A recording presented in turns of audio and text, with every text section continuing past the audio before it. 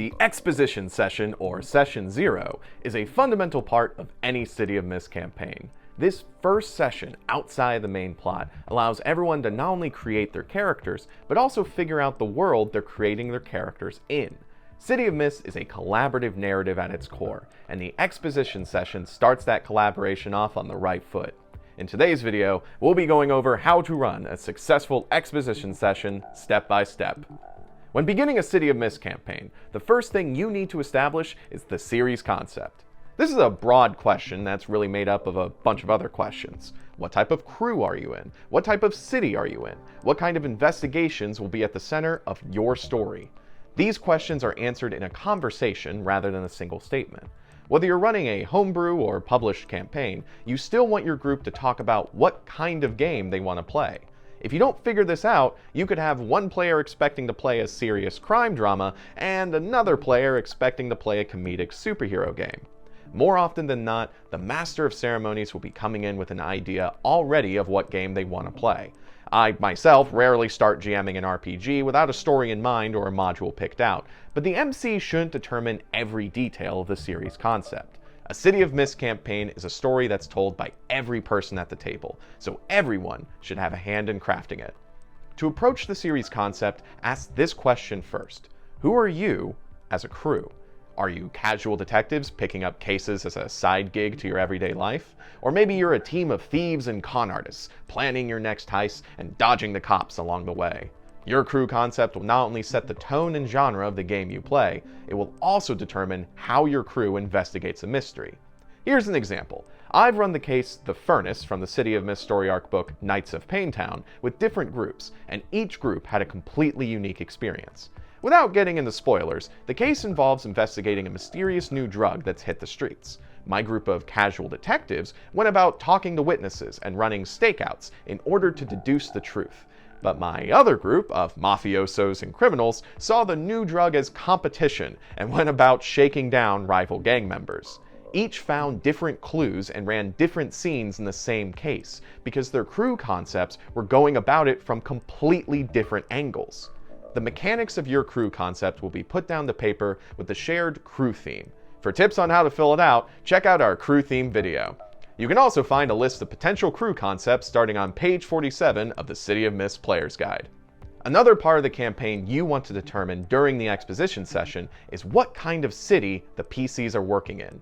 This will go a long way toward crafting the aesthetic of your game.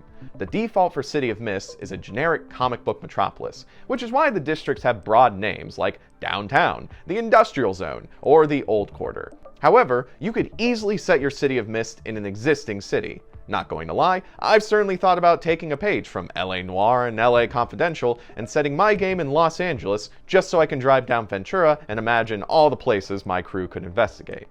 You also want to determine the general time period your city is in.